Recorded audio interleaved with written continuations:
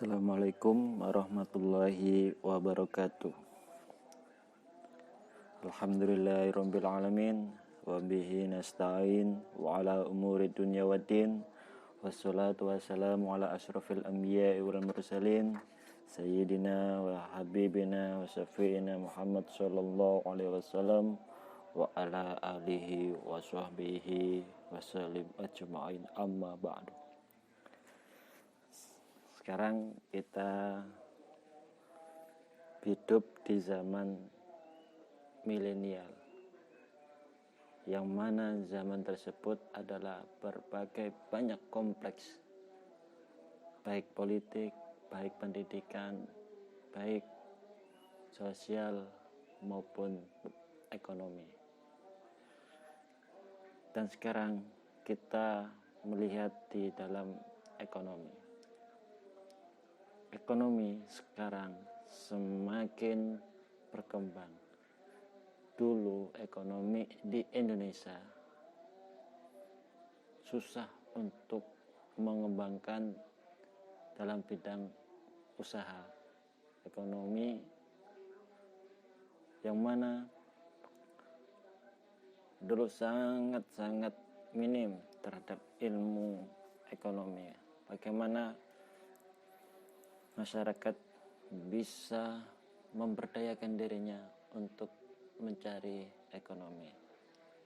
Namun di sini kami akan menyuguhkan bahwa ada lembaga-lembaga khusus untuk membantu perekonomian masyarakat. Namun setiap lembaga itu ada satu gerakan. Kalau dalam Islam, gerakan macam-macam. Ada yang memberdayakan umat, yaitu melalui bimbingan. Seperti itu kan. Kalau yang modelnya seperti dakwah, itu lebih bagus. Karena dakwah ini bukan hanya ceramah. Agama tidak mengajarkan hanya ceramah. Ceramah enggak. Baik ceramah dalam posisi ketuhanan, ceramah tentang ketauhidan, ceramah tentang apalah ya. Yang terpenting sekarang itu bagaimana ceramah bisa membudidayakan atau memberdayakan umat agar bisa menjadi orang yang lebih baik dalam sisi ekonomi. Maka di sini saya akan memberikan tentang bagaimana bisa membantu umat untuk memajukan ekonomi. Nah, setiap lembaga itu ada suatu organisasi. Misal lembaga apa gitu kan, nanti di situ adakanlah suatu pergerakan yang bisa membuat masyarakat lebih maju. Dan di sini saya akan menyuguhkan strategi dakwah ekonomi umat. Tapi sebelum lanjut, kita akan memperdalami apa itu dakwah. Dakwah adalah merupakan kata serapan dari bahasa Arab, yaitu dakwatun. Di dalam bahasa Arab, kata tersebut merupakan bentuk masdar dari kata kerja da'a, yang berarti mengajak kepada sesuatu. Maka dakwah adalah kata serapan dari bahasa Arab yang artinya mengajak, ya kan? Kata mengajak di sini yaitu mengajak untuk perbaikan ekonomi. Perbaikan ekonomi supaya dakwah tersebut bisa bermanfaat kepada masyarakat. Sekarang jarang sekali para ustadz atau para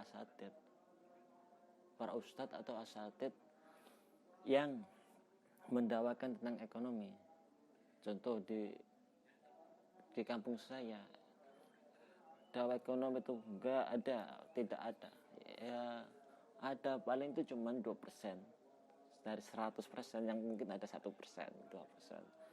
Maka di sini saya akan memberikan suatu hal yang unik atau hal yang baru lah. Nah, di sini syarat-syarat dakwah itu harus ada dai-nya.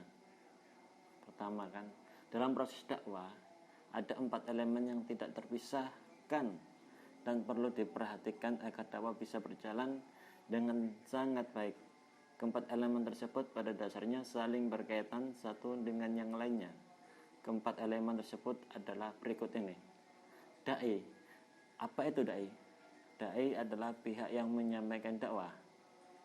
Jadi dakwah harus ada ustadznya atau yang mengajak umat untuk menjadi seorang yang lebih baik, yaitu dakwah, yaitu seorang ustadz.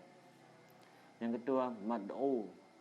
Mad'u adalah pihak yang diajak atau objek, yaitu sasaran dari dakwah. Itu mad'u, berarti para jamaahnya.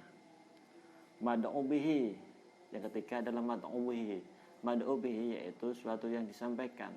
Istilah lain adalah isi atau konten dakwah. Jadi mad'u, apa yang didakwakan, apa yang diajak gitu kan. Yang diajak isinya itu apa? Isinya tentang keagamaan kah?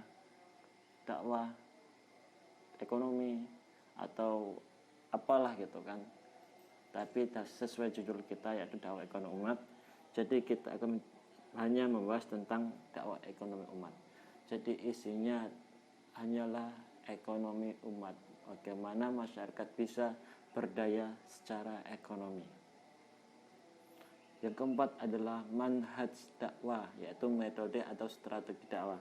Yang keempat, lembaga tersebut harus mempunyai metode untuk dakwah tersebut. Bagaimana caranya? Konsep sendiri. Ya kan?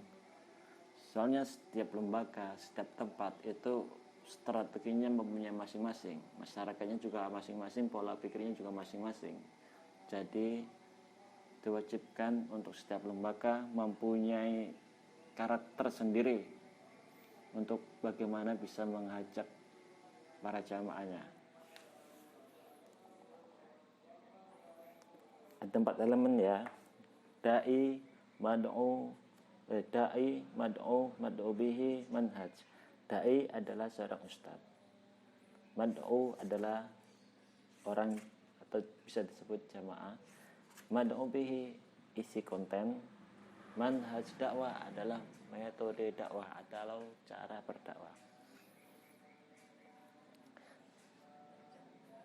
Dalam hal ini dan juga dalam mad'u, dalam berdakwah, yaitu harus mempunyai kompetensi atau potensi atau kemampuan untuk bisa menyampaikan isi konten tersebut, yaitu seorang asatid harus mempunyai kekuatan mental. Itu penting, itu poin pertama, harus mempunyai kekuatan mental. Karena gini, nggak semua ustadz, nggak semua asatid itu mentalnya kuat. Jadi harus benar-benar kita pilih secara mental, batin, dan zahir. Kekuatan mental itu harus. Setiap penggiat ekonomi Islam harus mempersiapkan mental sebelum mereka terjun ke medan dakwah. Hal ini disebabkan dalam menjalankan dakwah, maka penggiat ekonomi Islam akan dihadapkan kepada beberapa ujian serta cobaan yang telah Allah sediakan untuk menguji keteguhan mereka. Ujian atau cobaan tersebut dapat berupa hal-hal yang menyakitkan seperti banyak tekanan atau merasa tersaingi di kalangan para ekonomi konvensional. Tuh, kekuatan ekonomi. Yaitu adalah kekuatan mental. Itu poin pertama. Poin kedua adalah kekuatan dalam bentuk kekuasaan.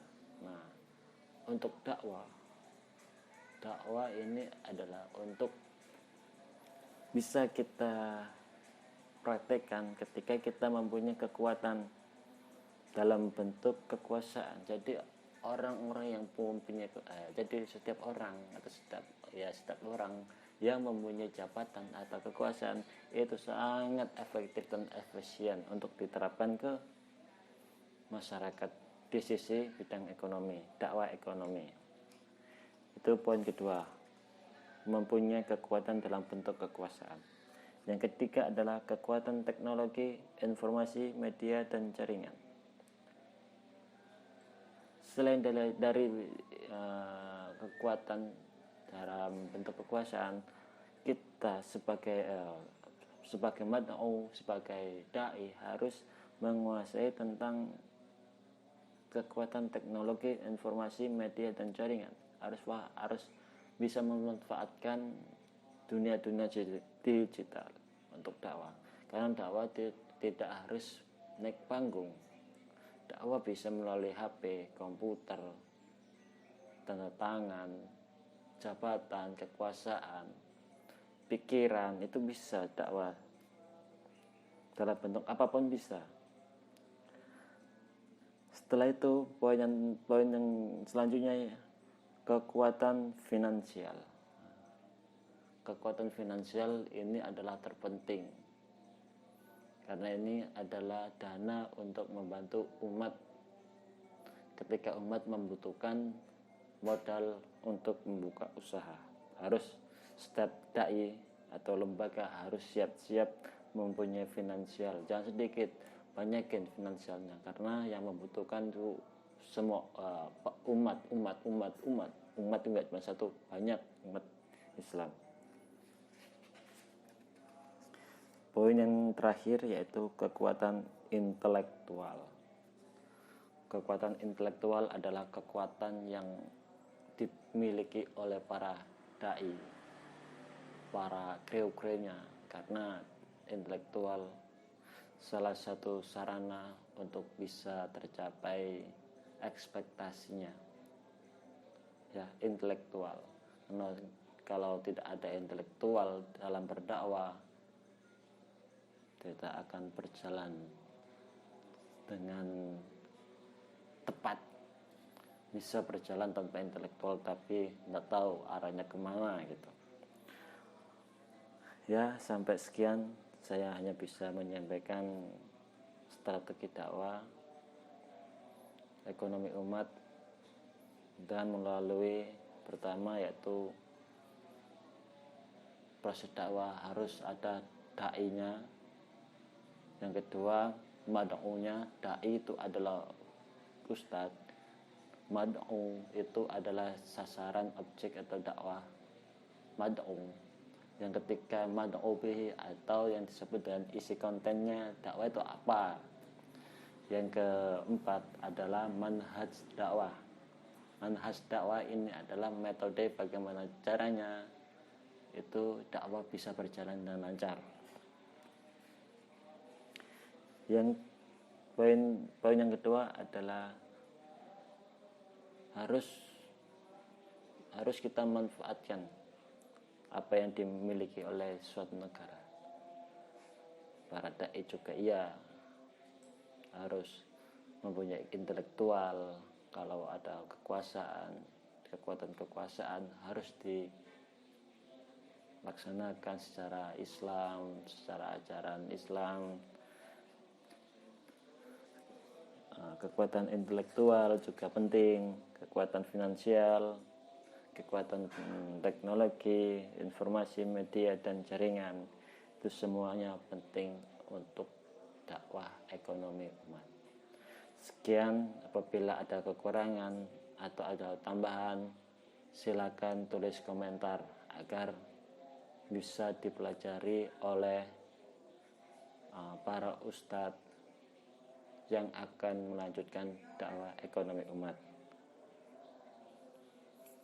Jangan lupa klik subscribe, like, and comment agar bisa membantu channel Ilmuhim agar selalu istiqomah untuk memberikan opini atau gagasan untuk memajukan ekonomi umat.